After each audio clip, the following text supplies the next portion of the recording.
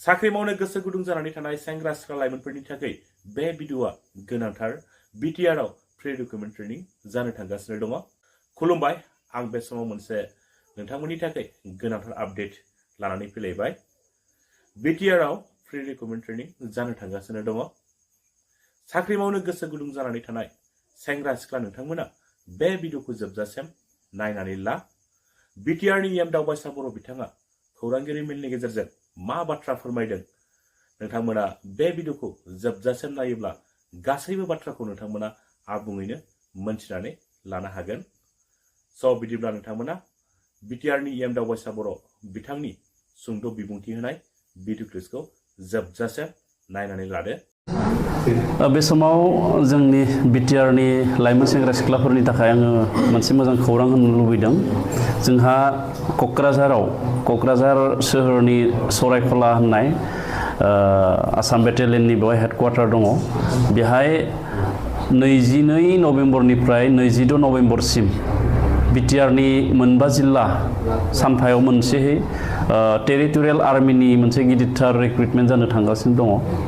आरो बे रिक्रुटमेन्टआव जाहाथे जोंनि बिटिआर ओनसोलनि सेंग्रा सिख्लाफोरा आनजादाव उथ्रिनानै जाहाथे साख्रिखौ मोननो हायो, बिनि थाखाय जोङो गेलेमु आरो लाइमोन अनसाय बिफाननिफ्राय एबा sports and youth welfare department बिटिआरनिफ्राय जोङो मोनसे हाबाफारि लानो नागिरदों, प्रि रिक्रुटमेन्ट ट्रेनिं। आरो बे प्रि रिक्रुटमेन्ट ट्रेनिंखौबो जाहाथे बयबो खाबु जानाय बायदि जोङो दानि बिटिआरआव थानाय मोन 10 महकुमा सदराव जों लानो नागिरदों। 17 नभेम्बर खालि जोङो क'क्राझार आरो चिरांनि थाखाय जों खालामनो नागिरदों। क'क्राझारनि थाखाय जोङो गसाइगाव, परबतझरा आरो क'क्राझार बे मोनथाम थावनियाव जों खालामनो नागिरदों। जोंहा गसाइगावनि थाखाय गसाइगावनि एस.एन. ब्रह्म मिनि स्टेडियाम, गसाइगाव नेहरू स्टेडियाम, जाय जिल्ला स्पर्ट्स एस'सिएशननि स्टेडियाम होननानै मिथिजायो, बेवहाय जागोन। आरो परबतझरानि थाखाय एस.एन. ब्रह्म मिनि स्टेडियाम काजिगाव थानाय, आरो क'क्राझार महकुमानि थाखाय क'क्राझार गभर्नमेन्ट हायार सेकेन्डारिनि गेलेग्रा फोथाराव। बे मोनथाम जायगायाव क'क्राझार जिल्लानि जोंनि लाइमोन सेंग्रा सिख्ला लोगो बिथांमोननि थाखाय प्रि रिक्रुटमेन्ट ट्रेनिंखौ जों होनाय जागोन। आरो 17 खालार खालिनो चिरांनि जोंहा बिजनि आरो काजलगाव, जोंहा बिजनि महकुमानि थाखाय बिजनि प्लेग्राउन्ड बिजनियाव, आरो काजलगावनि थाखाय काजलगाव स्टेडियाम प्लेग्राउन्ड, बे मोननैयाव होनाय जागोन। आरो 18 नभेम्बराव जोंहा उदालगुरि जिल्ला आरो तामुलपुर जिल्लानि थाखाय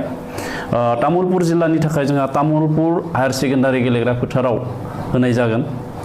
आरो उदालगुरिनि थाखाय भेरगाव महकुमानि भेरगाव मिनि स्टेडियामाव, आरो उदालगुरियाव थानाय उदालगुरि नलबारि गेलेग्रा फोथाराव, बे मोननै थावनियाव उदालगुरि जिल्लानि थाखाय जोंहा 18 खालाराव बे प्रि रिक्रुटमेन्ट ट्रेनिंनि थाखाय बेबस्था खालामनाय जादों। आरो 19 खालार खालि जोंहा बाक्सा जिल्लानि थाखाय बाक्सानि सालबारि स्पर्ट्स कमप्लेक्स बेवहाय, आरो मोनसेया जोंहा मसलपुर हायार सेकेन्डारिनि गेलेग्रा फोथाराव।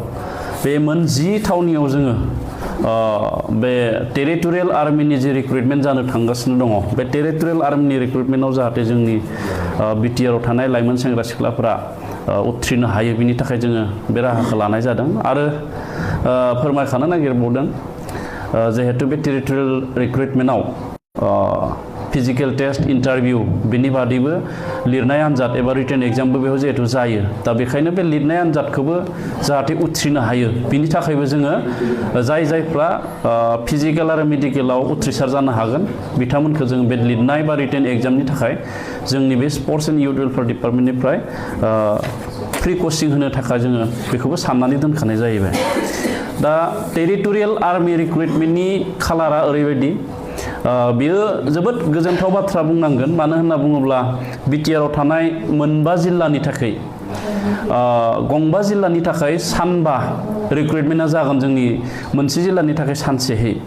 दा 22 तारिखआव एबा 22 नभेम्बराव क'क्राझारनि थाखाय, 23आव उदालगुरि जिल्लानि थाखाय, 24आव तामुलपुर जिल्लानि थाखाय, 25आव चिरां डिस्ट्रिक्ट आरो 26 खालार खालि बाक्सा जिल्लानि थाखाय दा बेखायनो जायफोर सेंग्रा सिख्ला लाइमोन बिथांमोना भारतनि फायखि एबा बेबायदि पेरामिलिटारि फर्सेसफ्राव थांनो नागिरदों बिथांमोना बे इन्टारभिउखौ होनो फैनो हायो आरो एडभार्टाइजमेन्ट होनाय जाखाबाय बैसोआ जाहैबाय 18 बोसोरनिफ्राय 42 बोसोरसिम मेट्रिक पास जानायनि लाजेननानै एबा लवेस्ट एडुकेशन क्वालिफिकेशना 10 पास एबा मेट्रिकुलेशन बेनि उनाव जेसेबांखिनि गोजौआव थाङो दा बेखायनो जोंहा आर्मिनि जेनेरेल डिउटिफ्राव बा जेनेरेल आर्मि रिक्रुटमेन्टआव जोंहा बैसोनि सिमा थायो मेक्सिमाम 21 बोसोरालागैल' मोनो बा